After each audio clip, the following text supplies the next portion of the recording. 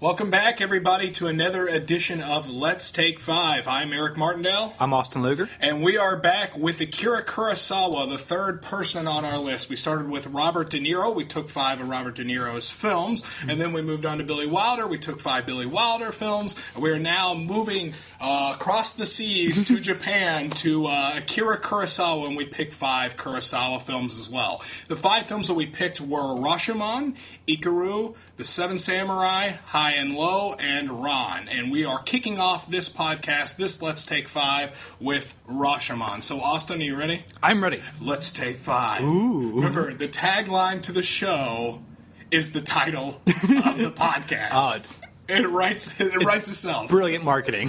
So, Rashomon is a really, really interesting film. There's a lot of interesting things going on there. For people that don't know, Rashomon is widely considered maybe the foreign film version of Citizen Kane, because it brought to the table many elements of non-traditional, non-linear storytelling brought over from a foreign film that otherwise we recognize Citizen Kane for sort of not necessarily creating, but certainly perfecting and popularizing here in the States. Would you agree with that, Austin? It is, and I would actually say in terms of direct influence, this one probably surpasses Citizen Kane of people mimicking the style. Yeah, I think that's absolutely true. And for those that don't know what's going on in the film, so basically the way the film sort of works is you can sort of, I know we sort of break these films down beat by beat, but you can sort of, with this film, just say what happened.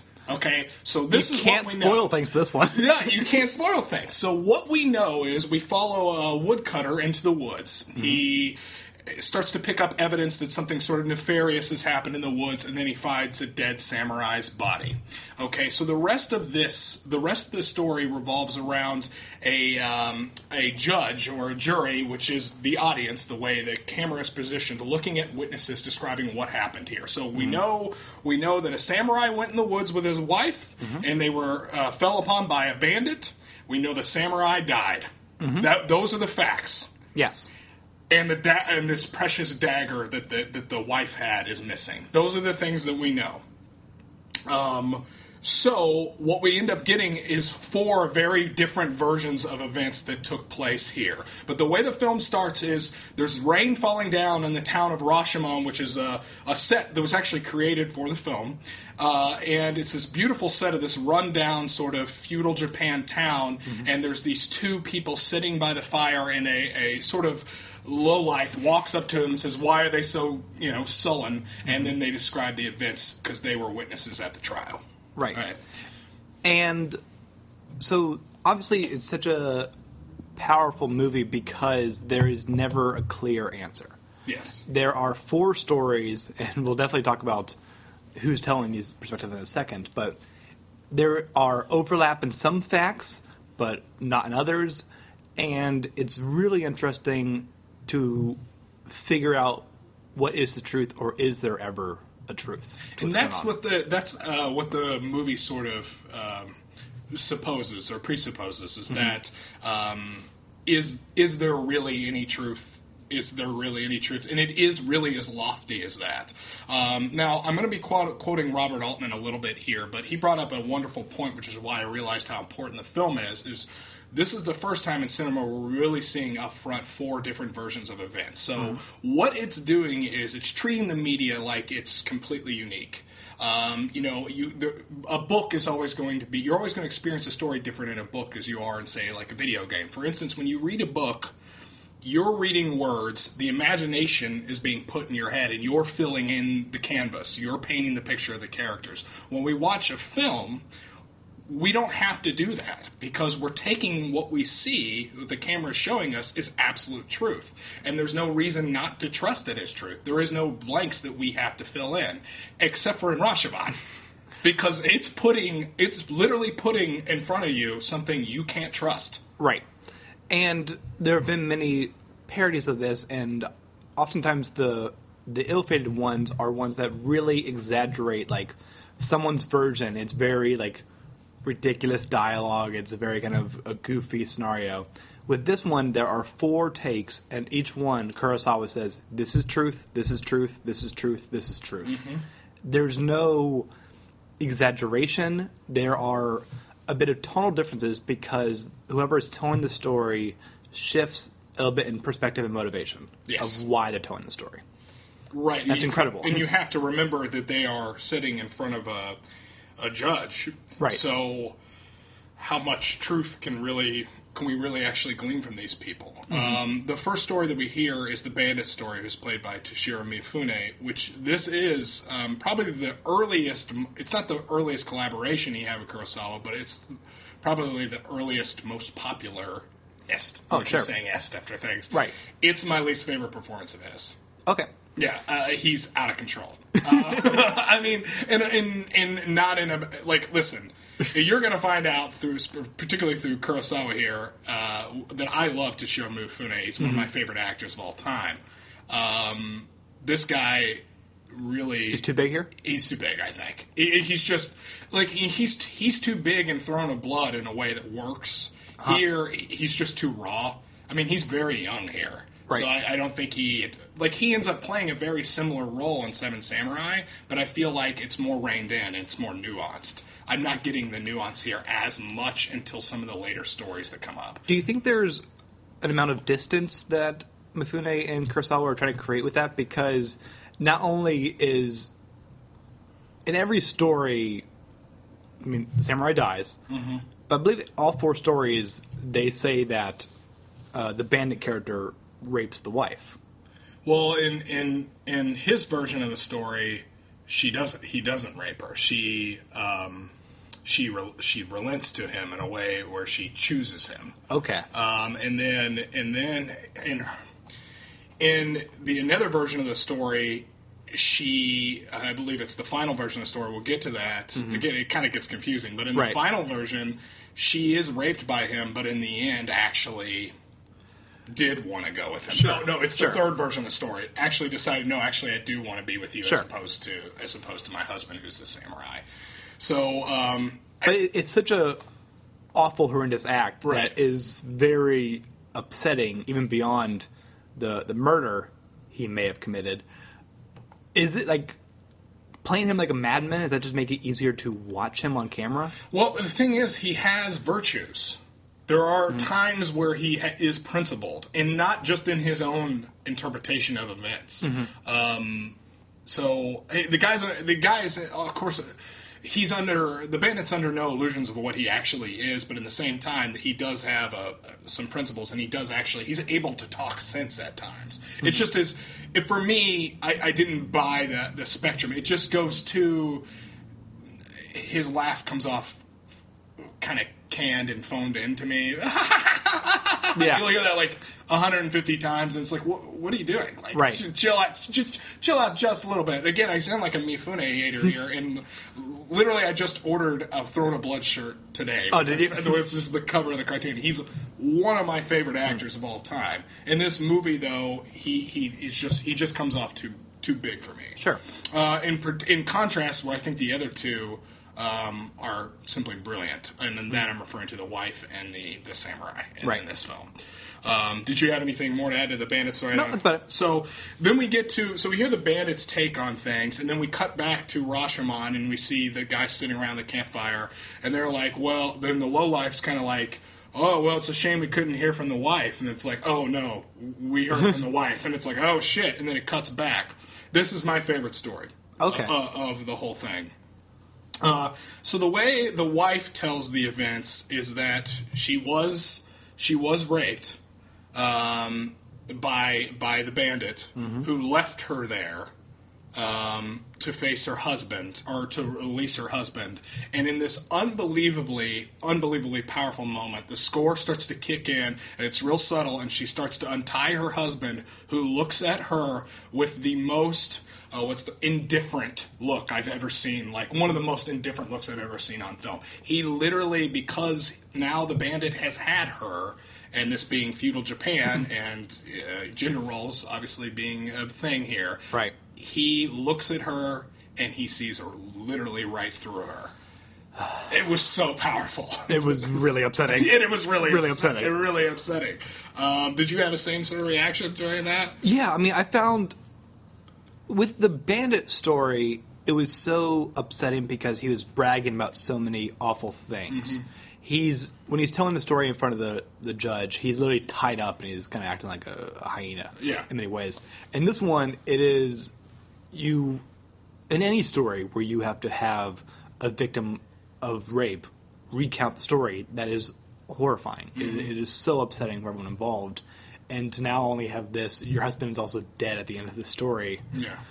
It was incredible, and speaks so much about, we'll talk more about it as the podcast goes on, but Kurosawa's women are really interesting. They always seem to start off in a very, like, simple, like, oh, this is the wife role, and then they have way more complexities that I'm really glad you say that, because I think that Kurosawa's women is often considered, even by Kurosawa scholars, it's considered sort of the weak point of his filmography, that he typically, it's not that, and I'm quoting here, but it's not that he has bad women, but sometimes he seems disinterested in them.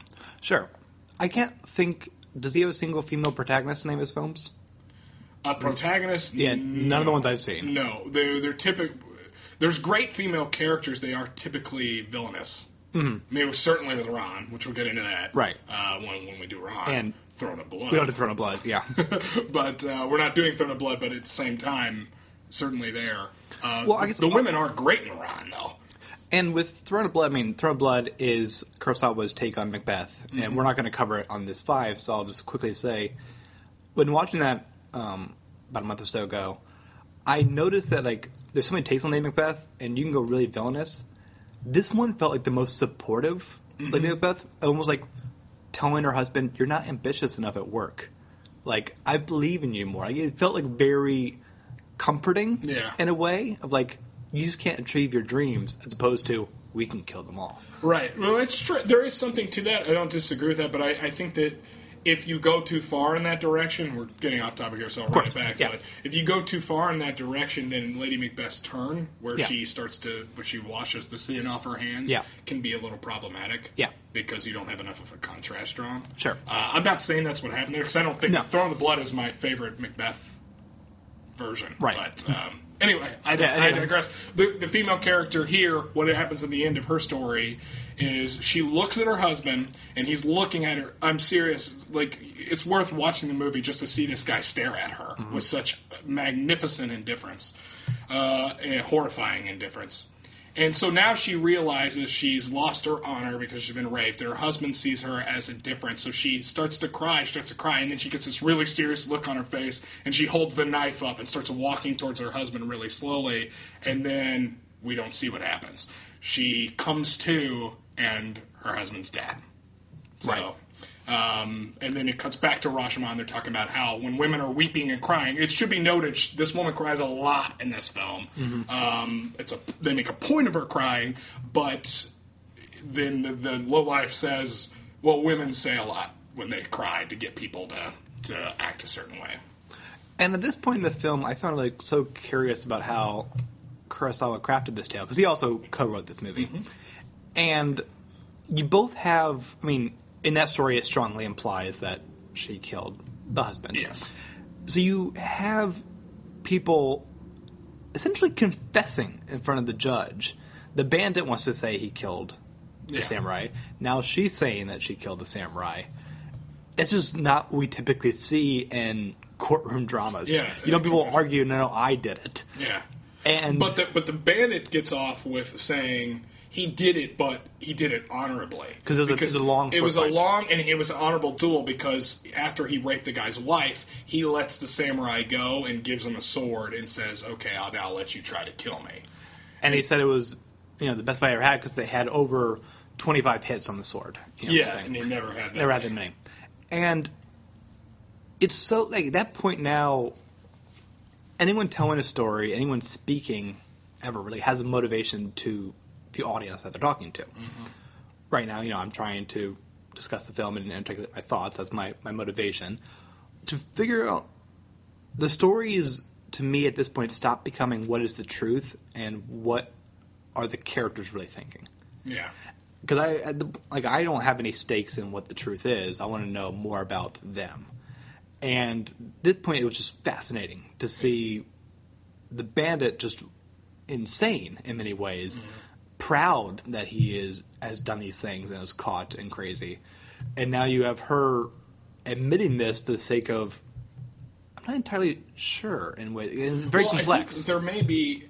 First of all, it never explicitly says that she killed the husband, and I think it is like if she did, it's admitting she did, but it's admitting guilt, but also there's an insanity play. Mm-hmm. Like if your husband looked at you like that, I mean, take it from I just got raped, sure, like and all that other stuff. Also, too, it's also likely where there's a cultural thing lost in translation here too, and even more so, this is a samurai. His wife got raped in front of him. He allowed himself to get tricked and tied up by a bandit. It's also possible he could have killed himself. Mm-hmm. But the problem is the dagger that she draws to stab him with is missing. That is one of the facts that we know. Right. So what's up with that? Moving on to the third story, whenever we get hit by another bombshell that no, actually the samurai was able to talk through a medium.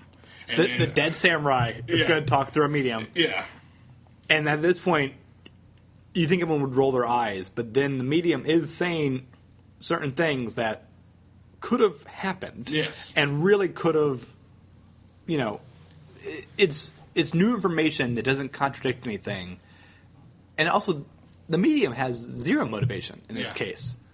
So right, the medium has. So you're looking at it from a completely different way than I did. You're looking at it from a practical point of view, which says that this medium is probably phony, right? Well, I was thinking because I'm thinking it's the samurai talking from the dead, and he has every reason to explain what happened. Well, my initial thought was we should question a medium who's been brought in because I don't believe in ghosts.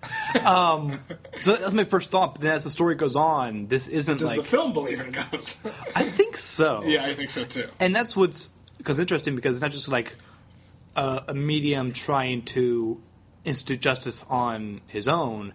You now have the voice of the samurai speaking, and now motivations are even more curious because he's already dead. Yeah.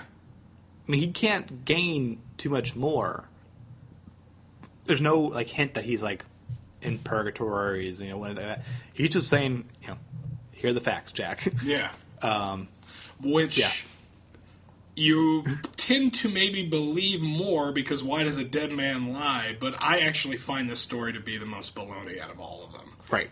Just from there's a lot of weird things that happen in the story. Okay, first of all, in this story that the medium tells, by the way, the woman miming the medium, she's creepy as all hell. Mm-hmm. But she speaks with the man's voice, which should be noted as well. So, anyway, in this story, he rapes her. The bandit rapes the wife. Mm-hmm. Then the wife says the bandit says, "You might as well marry me. You need to marry me because if you don't marry me, I'm going to have to kill you." That's what the bandit says to her. And so you need to be with me. And so she agrees. So they're walking in the woods and they're leaving her husband behind tied. And as the bandit and the woman are walking away, the woman turns back and says, "Wait, I can't let someone live that knows my dishonor." Mm-hmm. And she says to the Mifune, the bandit character, "You need to kill him." Now, this is where I say the bandit has some principles here. So instead of, you think the bandit would then kill the guy, right? I mean, that's what you think he would do. But instead, this is such a horrific thing she's just said that he throws her on the ground, puts a foot on her back and says, "Do you want me to kill her?" And the medium, or the samurai, says through the medium, "In that moment, I could have forgiven him for everything that he had done." Which is also insanely upsetting. Exactly. Right. So that struck me. She ends up getting away. Then the bandit the bandit chases her, can't find her, comes back, releases the samurai, lets him go, and they don't fight, and then the samurai walks in the woods, and as an honorable samurai would, and of course he's the one presenting the story, he stabs himself with the dagger, and he commits harikiri. The dagger's still missing. The dagger's still missing. Right. Exactly. I find this story to be the most baloney. Just on a like, I feel like, I think the point of this is that we are so obsessed with pride that we literally take it beyond the grave. And this had to be the most prideful version. And he completely puts the blame on the woman. And also, he's able to be brave and do what a samurai should and stab himself, which isn't brought up in any of the other. That is not consistent with any other story. Right. So, and it's to put all the blame on the woman in this story is insane to me. And once again, it goes to the idea of motivations. He is furious with her for really, like, it's not culturally, I guess maybe culturally, just upsetting ways of the way of the samurai. Yeah. Well, it's an honor thing. Yeah, it's an honor thing, and that's he should insane. have been, yeah. Right. So, but there's multiple levels of that. Yes. Because it's not just she's dishonored because she got raped. He's dishonored as a samurai because he was tricked and tied up and beaten by a man who raped his wife in front of him. Right. So it's on. He has some onus there as well. This is him completely passing off that. I mean, even if let's go along with the fact that a woman should only be with one man in feudal Japan, even if they are raped, you let it happen. You were supposed to protect her and you didn't. Right. So he is passing all of that buck off on to her. Right. Which that is now consistent in a couple stories here. Right. So anyway, I found this one to be the most. Yeah. I didn't buy it. It's hard for me to buy any of them. I find the bandits rather hard to believe just because the bandit... I didn't mind him being that big because you almost needed the contrast a little bit. He's just the hardest person to believe as a person. Right, which is why I don't... Is it too easy? Are they trying to trick me? Yeah, exactly. I think most of what he says is fairly accurate. But anyway, we move on to a fourth version of the story, which we don't see coming. At this point, everyone has been in front of the judge. So what you find out is that the two gentlemen who were explaining this story to the lowlife back in Rashomon, one was a person that saw the samurai and his wife pass, and then the other one is the woodcutter who discovers the aftermath in the samurai's body in the woods. What you now find out is that the woodcutter witnessed the entire event, but he didn't want to get involved, so he didn't say anything. So he tells probably the most upsetting version of the story, in my opinion. And I take, the point of this story that there is no truth to this. Of course. But to have someone who is so removed from the story, he is the most... objective. Well, yeah. You're most willing to believe him because why else would... There's no reason for him to lie. For any chicanery. Right. There's no reason because, especially now... okay, but you do find out there is kind of a reason. But we'll get to that. So he tells a story that the bandit did rape the woman. And that the woman kept crying after the rape. And the bandit did kind of try to console her. He was actually like, wow, that was pretty rotten of me. I'm sorry. You're too beautiful. And then she keeps crying, and he's like, what can I do to make it better? And she just keeps crying. She keeps crying. She keeps crying. He's like, well, what do you want me to do? Do you want me to kill your husband, so he doesn't know? And then she keeps crying, and he's like, well, I don't know what to do with you. If you come, why don't you just come with me then? She keeps crying, finally she just stands up and says, not crying, because it is bullshit, which is a reveal, and she says that, how can I as a woman tell you what to do? And she looks at both of them, and then it's like, okay, so now she's the first time she is passing the onus off onto them to solve this matter. She didn't ask for this to happen. The bandit cuts the guy free and says, well, if you want to fight, I'll fight you. And then the guy says, I'm not going to risk my life over this woman. And then she starts laughing because really they're both cowards. That's really what it is. And the evidence is shown in the actual fight that they have at that point, where before you saw them as... warriors on sort of equal, actual warriors, practice warriors on equal footing in the first version of the Bandit story. In this version of the story, they're scared to death of each other. You literally see them shaking when they're holding the swords. If anything, they put too much of an emphasis on it.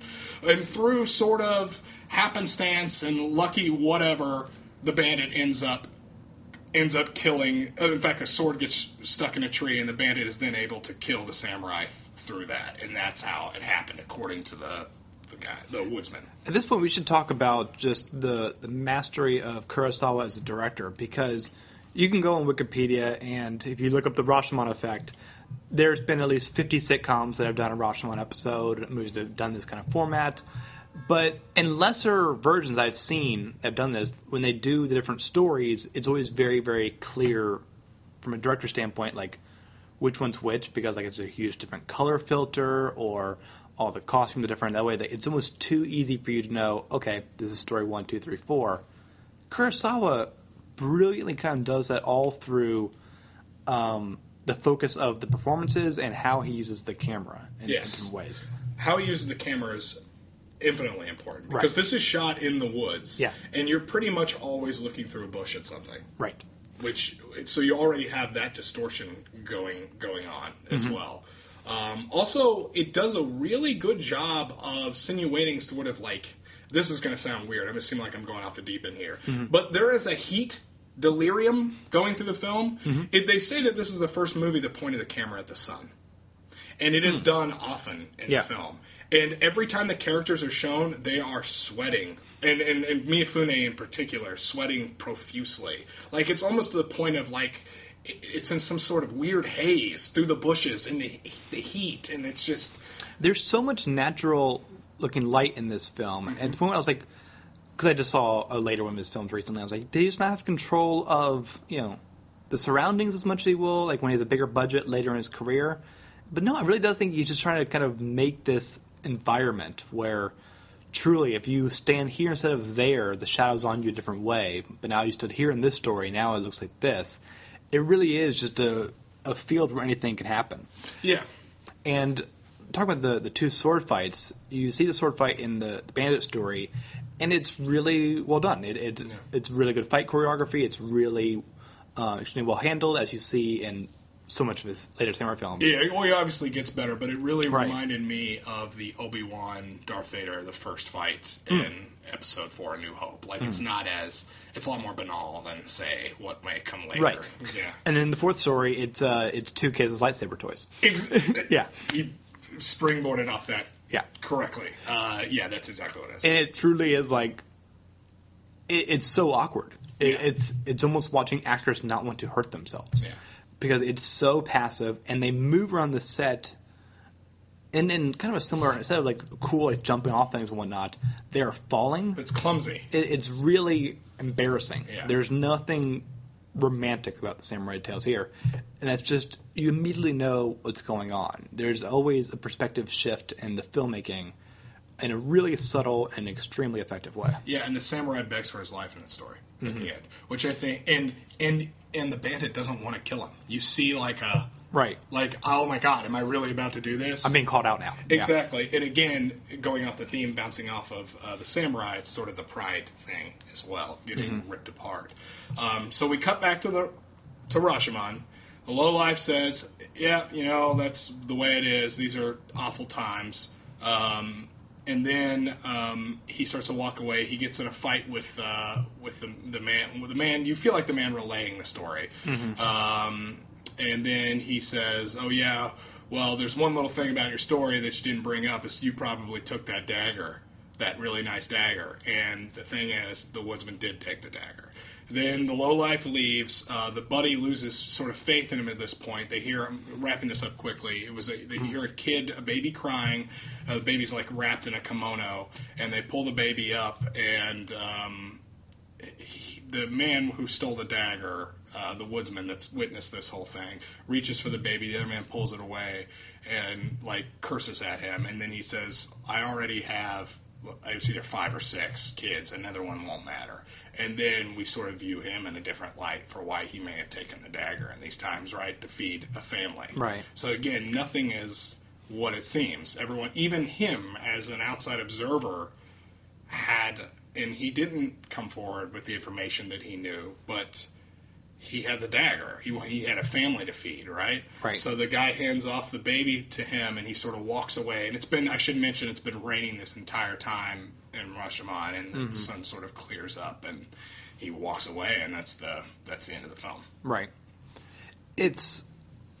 I don't know if I can believe film. I'm sorry to cut you off. I don't know if I can believe the Woodsman story that much either, really. Oh, I can't believe any of their stories. Exactly. Okay. And it's just like, talking about this now, I kind of realized that, I mean, obviously truth is seen as unreliable and possibly unimportant, and pride fits in that as well. You kind of have all of these intangible things that we seem to have so much focus on, but ultimately, at the end of the day, we only have certain things. We have a baby on our arms, sun's bright tomorrow, this is where the dagger is. How much can we do? Yeah, and even though there's horrifying shit going on in the world, you get the contrast here with this guy taking this baby, which is this wonderful, kind thing as well. Right. So it's sort of, there's always like a balance in the force, so to speak. Because regardless of what happened in the woods, it was horrible. I mean, it's really, really, really horrible. A woman ends up raped, a man ends up dead. Right. This is bad. Right. So that the bandit's definitely going to prison. Yeah, the bandit. They finally got it, and he knows it. He actually says something like, "You were going to hang me at some point anyway. Like, what do I got to lie about?" Right. But anyway, what struck me in this film, I think, more than anything that I was left with was just that it wasn't just the nonlinear storytelling, but it really told different stories where you don't know which one's true. This isn't like, and it's not even saying this is the right one. It never does that. Right. Because I feel like the movie would immediately lose its majesty if it did that. But it just says, it shows you what you have on the screen and says, here is what you can't take as fact, which is unlike 99% of films that you're going to see, because if you can't trust what you're being shown in a picture, what can you trust? Right. So anyway, that impressed me. After I saw the film for the first time, I remember calling you, and this wasn't too long ago now. I didn't watch the film for the podcast, but I hadn't seen it too long ago for the first time. And I said, this is one of the most important films ever made. Right. And I stand by that it is probably more important than it is good, but it's still a great movie. Absolutely. Yeah. It's incredible. It's a tight 88 minutes, but it still leaves so much time for really like deep, long takes of characters just caught up in the horror that's happened. It's an incredible film. Yeah, if you're going to show a Kurosawa film in a film class, Rashomon's the one you show, I think. Yeah. I guess we should mention before we go, this did win the Golden Lion at the Venice Film Festival. It was submitted kind of like on a whim. It was not a popular movie in Japan, and it ended up winning the Venice Film Festival, which is this is the film that made Kurosawa famous. Yes. So, and it won an honorary Oscar for Best Foreign Film. That's correct. Yep. Any final wrap-up thoughts? It's good, I guess. Started on a good note. We did start off on a good note. You want to take us out of here? All right. You can email us if you have thoughts on Rashomon, or don't have thoughts on Rashomon. You can do whatever you like. You can email thoughts on life. What do you want to do? Is there justice? Is there truth? Email us at letstake5@theartimmortal.com. You can follow us on Twitter at @theimmortalspod, which is shared with my other podcast at theartimmortal.com, which is The Immortals, which comes out every Thursday, where myself and 4 others review the 1001 movies, albums, food, songs, TV shows, and children's books that you must see before you die. This week we reviewed... What did we review? Another Criterion film, Cria Cuervos. So that came out yesterday. And you can, of course, leave a comment at The Art Immortal under this thread, and we'd love to hear what you thought of the movie and start a discussion. Where else can we find you, Eric? You can find me at Constant Diversion. Constant Diversion, that's my YouTube page. It's in a bit of a lull right now. I just recently got a promotion at work, which I'm very happy about, but at the same time, that's cut down my workload. But we do have a video coming soon. So really excited about that. But for right now, Constant Diversion, that's my YouTube channel where we do reviews of video games and the like. Fantastic. And you can join us next Friday where we're going to discuss our second film in the Akira Kurosawa 5, and that will be the film Ikiru.